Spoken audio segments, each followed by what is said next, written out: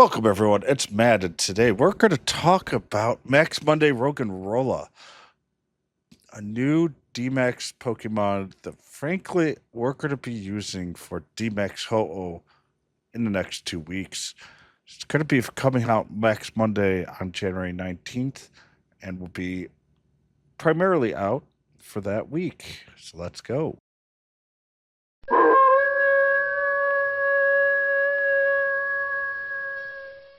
All right, for the Max Monday schedule, we have Roggenrola for the 26th. This will finish out our Max Monday schedule. And during the end of that week, we will have Ho-Oh, which honestly is going to be a pretty fun DMAX battle. And overall, Pokemon that I will try and talk about tomorrow. All right, for Roggenrola, it is a rock type. It is IVs is 513 to 558, with 558 being your hundo. It does take increased damage from fighting, grass, ground, steel, and water. It takes reduced damage from fire, flying, normal, poison. Its max CP is 1362, with attack, defense, and stamina all being slightly higher on average than most of the beginning Pokemon. Overall, I am hoping this is a 1-star battle, but I am currently expecting it to be a 2-star battle with its stats. Roggenrola, though, does evolve with 250 candy to a Gigalith. It will require 50 candy and a trade as well, as you can save 200 candy overall. Generally, that would be kind of nice if you could get a really good hundo of it via trade, but from a Boldor to a Gigalith. But generally, it's going to be pretty expensive to evolve.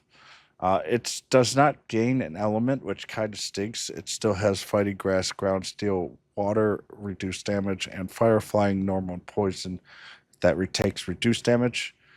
Its stats overall are actually pretty decent. 3650 is a decent Dynamax stat. Its attack 226 is going to lead Rock and be basically our Rock attacker, which is why it's so important to go against Ho-Oh. Its defense 201 is really, really great. And it does have some damage reductions, but the main issues we'll talk about for being a tank with its fast moves, and its stamina 198 is slightly above average, but nothing really to bring a talk home about. Dynamax Gigalith, though, does have a massive issue here. Its rock is 1 second, and honestly, right now, Pokemon Go does not have a 0.5 second rock attack, or at least not that I know of. And its Mud Slap, of course, is the slowest ground type here at 1.5. So we're definitely not looking at this as tank material right now. But it is going to be our best rock attacker, which will be important because we do have a lot of cool flying types, including Ho-Oh, coming up for Dynamax, and they tend to be weak to rock. So there's going to be a main reason to get Gigalith or Roggenrola right now. But if it does get a 0.5 second attack, it would also be better overall. Charged moves are all over the place, including Solar Beam, Heavy Slam, which is Steel and Leaf, and also Superpower, which is Fighting. Generally, you don't really care, but if you can get Meteor Beam during some event later in the future, but right now it will require Fast Move, Elite Move TM.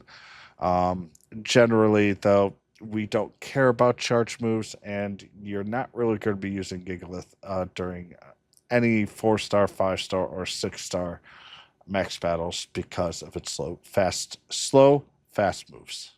Roggenrola's damage capability ground. It is actually not all that bad. Gigalith is only behind Kingler and Excadrill, but Excadrill really just grounds out the ground competition. Doesn't have much chance since it does not have ground typing. But in general, Excadrill is still going to be our main ground damage dealer. But for rock, Gigalith is better. It is much better than Omnistar. and better than anything else that we have. Gigalith will be finally something that could actually use the rock typing for said damage to actually be useful with the 156% weakness of Ho-Oh, and that's what we're going to be using in the future. All right, Dynamax Gigalith, our best rock type attacker, tank, and healer are kind of average, but rock is generally seen as a slower typing that is pretty tanky and pretty healy. The rock is actually partially hurt by Whalmer for the healing because it has such high HP there. But in general, it is a pretty good overall unit. But because it's so slow, we just don't. We're not going to be using it as a tank. All right, for the mega units for Candy, Rock, we've really only got 3 out there right now: Aerodactyl, Diancie, and Trinitar. My Diancie is my Mega 3 right now. Actually, I do have a Trinitar out there as well. Aerodactyl, actually, I think when I Mega it the next time, we'll also hit 3 stars, so I'm okay there.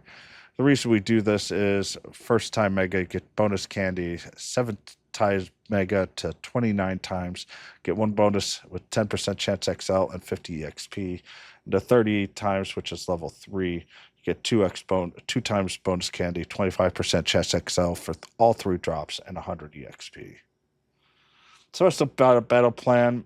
I'm expecting this to be a 2-star battle.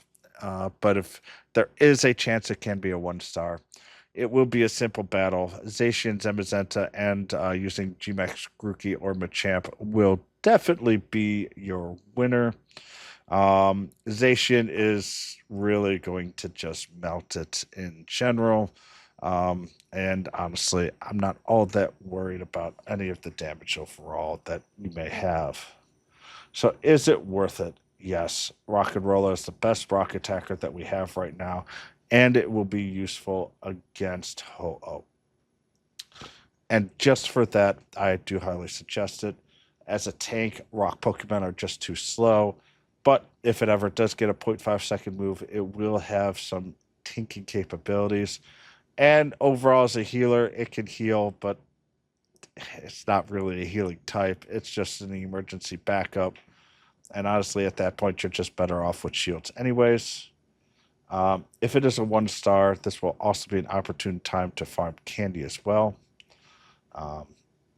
And honestly, for me, I don't have that much Roggenrola candy, so I am looking for a really good Roggenrola. What to look for the Shifu hunt for the 26th and February 2nd. Honestly, we do not see anything right now. During the week of the 2nd, though, there should be a water type event, so there will probably be raids, but I don't have any information on it as of right now.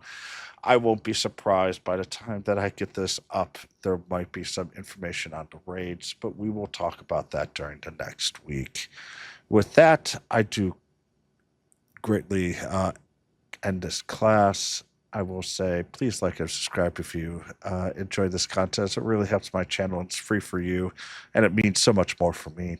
On top of that, I am going to be doing 1 or 2 members only videos. More of those are going to be for people who are joining as members to get the full benefits of their memberships.